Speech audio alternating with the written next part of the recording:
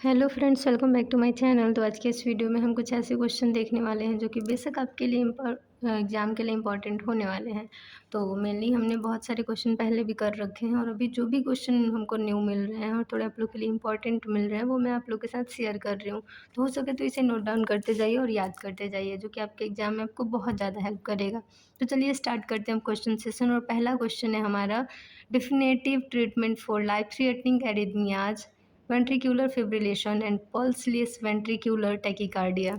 तो जब ऐसी कंडीशन रहेगी जिसमें पेशेंट की जानलेवा स्थिति रहेगी, यानी अगर हम ध्यान नहीं दिए, प्रॉपर केयर नहीं किए, प्रॉपर प्रोसीजर फॉलो नहीं किए, तो उनकी जान भी जा सकती है।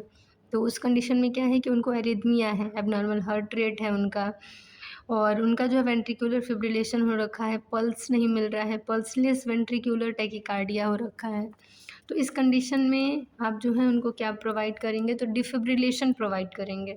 ठीक है, नहीं डिफिब्रिलेटर की मदद से उनको जो है कार्डियक जो भी रिदम है उसको मेंटेन करेंगे और उनको शॉक प्रोवाइड करेंगे डिफिब्रिलेटर की मदद से। तो आपको यहाँ पे कर लेना है क्या याद, कि डिफिब्रिलेशन जो है इसका राइट आंसर होगा डिफिब्रिलेशन। नेक्स्ट क्वेश्चन है, an emergency procedure for people in cardiac arrest. Cardiac arrest में पेशेंट है, ठीक है, तो उनके लिए इमरजेंसी प्रोसीजर आप क्या फॉलो करेंगे, क्या आप करेंगे, तो सीपीआर करेंगे, कार्डियोपुल्मोनरी रिससाइटेशन देंगे। तो मेनली इसमें आप चेस्ट कंप्रेशन और मैनुअल ब्रीथ देते हैं उनको, रेस्क्यू ब्रीथ देते हैं आप उनको, मैनुअली उनको चेस्ट कंप्रेशन प्रोवाइड करते हैं। नेक्स्ट क्वेश्चन है, a capnography monitor is a device that measures level of CO2। तो मेनली कैप्नोग्राफी एक डिवाइस है, ठीक है, जो कि मेजर करता है किसके लेवल को, तो कार्बन डाइऑक्साइड यानी CO2 के लेवल को। नेक्स्ट क्वेश्चन है, surgically created opening in front of the neck as an emergency measure to relieve airway obstruction. मान के चलिए किसी का एयरवे ऑब्स्ट्रक्शन हो गया और उनको सांस लेने में बहुत तकलीफ हो रही है, और तब उस टाइम में क्या किया जाता है कि एक इमरजेंसी प्रोसीजर फॉलो करते हैं, और वो क्या होता है कि नेक में सर्जरी के थ्रू एक ओपनिंग क्रिएट करते हैं और एक ट्यूब डाल देते हैं। तो मेनली वो ट्रैकियोस्टमी ट्यूब होती है और वो प्रोसीजर होती है ट्रैकियोस्टमी। नेक्स्ट क्वेश्चन हमारा यहाँ पे है, GCS हैज़ ऑल एक्सेप्ट, यानी ग्लासगो कॉमा स्केल में 3 चीज़ें होती हैं, एक उसमें क्या नहीं होता है। तो 4 ऑप्शन थे जिसमें आपका eye response, verbal response, motor response था, और एक चौथा ऑप्शन था सर्वियरी इम्पेयरमेंट। तो राइट आंसर ये हो गया कि GCS में आपका जो है EVM होता है, ठीक है, यानी आई रिस्पॉन्स चेक किया जाता है, वर्बल रिस्पॉन्स चेक किया जाता है, और M से मोटर रिस्पॉन्स चेक किया जाता है। नेक्स्ट क्वेश्चन हमारा यहाँ पे है, the term anaesthesia means, anaesthesia का मतलब क्या होता है, तो नो सेंसेशन, इसका मतलब है कि जब एनेस्थीसिया पेशेंट को दिया जाता है तो उनको कुछ भी पता नहीं चलता है ऑपरेशन के टाइम, तो नो सेंसेशन इसका राइट आंसर होगा।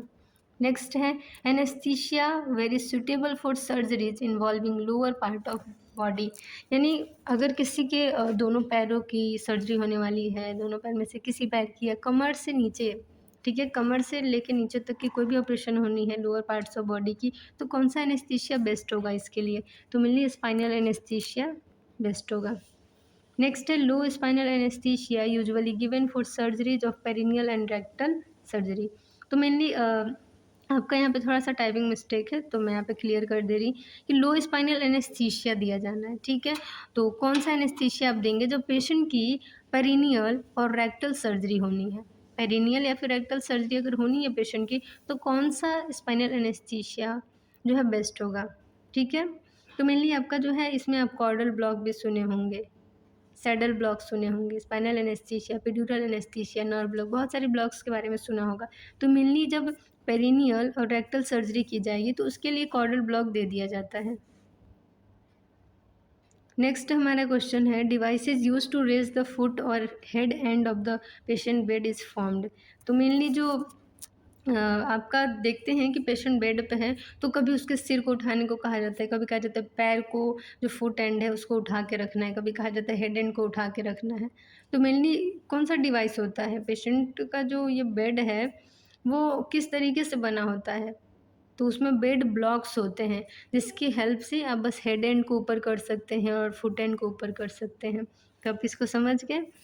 तो बेड ब्लॉक्स इसका राइट आंसर होगा। नेक्स्ट क्वेश्चन है हमारा, traction applied directly to the bone using पायाज अंडर एसेप्टिक प्रोसीजर। मैंने आपको यहाँ पे ये याद रखना है कि बोन में डायरेक्टली ट्रैक्शन देने के लिए वो भी एसेप्टिक प्रिकॉशंस को ध्यान में रखते हुए, तो मेनली किस तरह के ट्रैक्शन देंगे बोन के लिए, तो स्केलेटल ट्रैक्शन देंगे। स्केलेटल ट्रैक्शन आपको यहाँ पे याद कर लेना है। नेक्स्ट क्वेश्चन है, the act of manually compressing the heart and ventilating lungs in the event of cardiac arrest stage. तो मेनली आप मैनुअली अपने हाथ से हार्ट को कंप्रेस कर रहे हैं, ठीक है, चेस्ट कंप्रेशन प्रोवाइड कर रहे हैं पेशेंट को और रेस्क्यू ब्रीथ दे रहे हैं पेशेंट को कार्डियक अरेस्ट के दौरान, तो वो प्रोसीजर क्या कहलाएगा? वो जो कर रहे हैं आप वो इमरजेंसी प्रोसीजर है और उस प्रोसीजर को कहते हैं CPR, cardiopulmonary resuscitation. Next question हमारा है, the ideal method of opening the airway of a patient in cardiac arrest who is suspected to have cervical spine injury. एक ऐसा पेशेंट है जिसको कार्डियक अरेस्ट हो रखा है और उनके एयरवे को ओपन करने की बहुत ज़्यादा ज़रूरत है और उनका जो है सर्वाइकल स्पाइन इंजरी भी हो रखा है, ठीक है। तो इसके लिए बेस्ट मेथड क्या होगा, आइडियल मेथड क्या होगा एयरवे को ओपन करने के लिए? तो राइट आंसर होगा जॉ थ्रस्ट मेथड, ठीक है, जॉ थ्रस्ट मेथड आपको याद कर लेना है। नेक्स्ट है non invasive method of estimating arterial oxygen, यानी ऑक्सीजन सैचुरेशन देखने के लिए नॉन इन्वेजिव मेथड कौन सा है? तो पल्स ऑक्सीमेट्री है। पल्स ऑक्सीमीटर लगाएंगे मिडिल फिंगर में या थंब में और या फिर ईयर लोब में लगा सकते हैं या फिर पैर के अंगूठे में लगा सकते हैं, तो उससे आपका जो है सैचुरेशन बहुत ही आराम से पता लग जाएगा। तो ये है पल्स ऑक्सीमेट्री। नेक्स्ट क्वेश्चन है, position preferred for gynaecological examination, यानी कौन सा पोजीशन प्रेफर किया जाता है गायनिकोलॉजिकल एग्जामिनेशन के लिए? तो मैंने राइट आंसर होगा लिथोटमी पोजीशन। नेक्स्ट क्वेश्चन है, moving a point away from body is called, यानी हमारे शरीर से जैसे आप फ़ोन लिए हाथ में और उसको आप जो है दूर चेयर पे रख रहे हैं या टेबल पे रख रहे हैं, तो उस चीज़ को आप अपने बॉडी से दूर ले जा रहे हैं, तो उसको हम लोग कहेंगे एबडक्शन। और जब उसको अपने पास लाएंगे, नज़दीक लाएंगे, तो उसको कहेंगे एडक्शन। नेक्स्ट है सिग्मोइडोस्कोपी इज़ डन इन, तो जो सिग्मोइडोस्कोपी होता है वो किस पोजीशन में किया जाता है? तो नी चेस्ट पोजीशन में। तो सिग्मोइडोस्कोपी कब करते हैं, सॉरी किस पोजीशन में करते हैं? तो नी चेस्ट पोजीशन में। नेक्स्ट क्वेश्चन हमारा है, period between exposure to a pathogenic organism and onset of symptoms of disease, यानी कोई बीमारी, ठीक है, होती है किसी को, तो उसमें क्या होता है? सबसे पहले जो भी बैक्टीरियल अगर बीमारी है या वायरल है या फंगल है या फिर किसी भी तरह की बीमारी है, तो वो माइक्रो ऑर्गेनिज्म हमारे बॉडी में जब एंटर करता है तब का समय, और जब हमारे बॉडी में वो अपना इफेक्ट दिखाता है और उसके लक्षण आते हैं, तो माइक्रो ऑर्गेनिज्म के एंट्री से लेके लक्षण आने तक, सिम्टम्स के आने तक का जो समय होता है उसको क्या कहते हैं उस पीरियड को? तो इंक्यूबेशन पीरियड कहते हैं। नेक्स्ट क्वेश्चन है, Mantoux test is done to diagnose, तो ये जो मैनटॉक्स टेस्ट होता है वो मेनली किस लिए करते हैं? तो ट्यूबरक्यूलोसिस की जांच के लिए करते हैं, ठीक है। नेक्स्ट क्वेश्चन है, the term that refers to the presence of stones in urinary tract is, तो मेनली आपके यूरिनरी ट्रैक में स्टोन है तो उसको आप एक वर्ड में क्या कहेंगे? तो मेनली यूरिनरी ट्रैक में है तो यूरोलिथियासिस कहेंगे, किडनी में होता है तो नेफ्रोलिथियासिस कहते हैं, ठीक है। ये आपको क्लियर रखना है, नेफ्रोलिथियासिस और यूरोलिथियासिस में जो डिफरेंस है वो आपको पता होना चाहिए। तो मेनली यहाँ पे यूरोलिथियासिस यानी यूरिनरी ट्रैक में स्टोन होना और नेफ्रोलिथियासिस यानी कि किडनी में स्टोन होना। नेक्स्ट क्वेश्चन है, tiny air sacs in the lungs, यानी हमारे फेफड़े में जो छोटे छोटे ईयर सेक्स होते हैं उनको क्या कहते हैं? तो मेनली एल्वियोलाई कहते हैं, जहाँ पे गैसियस एक्सचेंज हुआ करते हैं। नेक्स्ट क्वेश्चन है, surgical removal of entire lung is called, यानी कि पूरे लंग्स को जब ऑपरेशन के द्वारा निकाल दिया जाता है तो उसको क्या कहते हैं? तो उसको कहते हैं न्यूमोनेक्टमी। तो इस तरीके से मिलते हैं नेक्स्ट वीडियो में, और भी बहुत सारे क्वेश्चन इसमें बचे हुए हैं लेकिन वीडियो लंबी ना हो इसीलिए इस वीडियो को यहीं पे एंड करते हैं। नेक्स्ट वीडियो में जो भी बचे हुए क्वेश्चन है, इंपॉर्टेंट क्वेश्चन है, वो मैं आप लोग के साथ शेयर करने वाली हूँ। तो चैनल पे नए हैं तो चैनल को सब्सक्राइब कर दीजिए, बेल आइकन को प्रेस कर दीजिए ताकि आपको सारी लेटेस्ट वीडियो की अपडेट्स मिलती रहें।